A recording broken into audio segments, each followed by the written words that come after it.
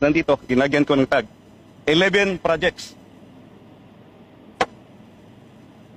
Pagdating sa GAB 1, General Appropriation Bill, white book with red letterings, pumasok din, faithful copy, 11 projects, 21.6 billion. Pagdating sa GAB 3, third reading dito sa House of Representatives, pinawasan ng 5.4 billion, ang naiwan 16.1 billion.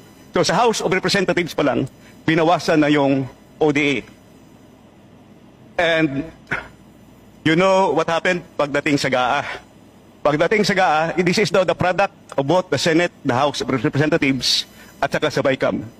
Zero kinatay yung buong ODA. Nakakahiya sa ating mga foreign creditors. Punta naman tayo sa 2025. Ito yung ginawa. As is, yung proposal, National Expenditure Program, 11 projects, foreign funded, 11 total of 27.5 billion nandito. Nilagyan ko ng marker.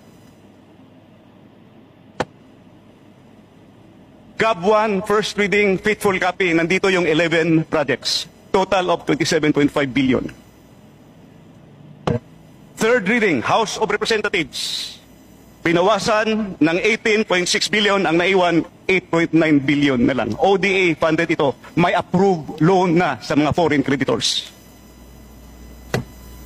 GAA 2025. In fairness to the other house, to the Senate, binalik nila yung 300 million. So yung 8.9 na naiwan dito sa House, naging 9.2 billion. Walang binawas pagdating sa Senado, pero ang overall total, ang nabawas is 67% of the flood control budget, which are big ticket. Pag sinabing big ticket, malalaki ito. These are the, kung baka super highway, dito dadalo yung maliliit. So what happened to the ODA projects? It's very simple. Tingnan nyo lang. Nawala yung big ticket projects at nagsusulputan na parang kabuti yung maliliit na projects. Makita nyo yan sa budget. In other words, gichap-chap yung ODA, foreign funded projects, pumunta sa maliliit na mga proyekto. So, sino ang members ng Chap-Chap Gang dito? So, I have 3 questions for DPWH.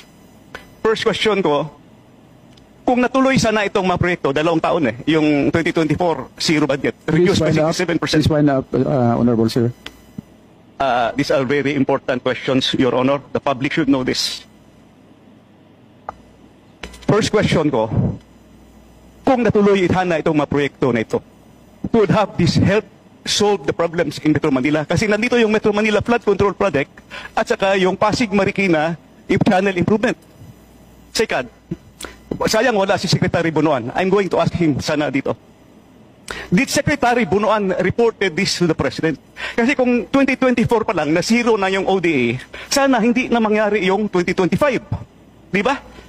Last question para sa DPWH.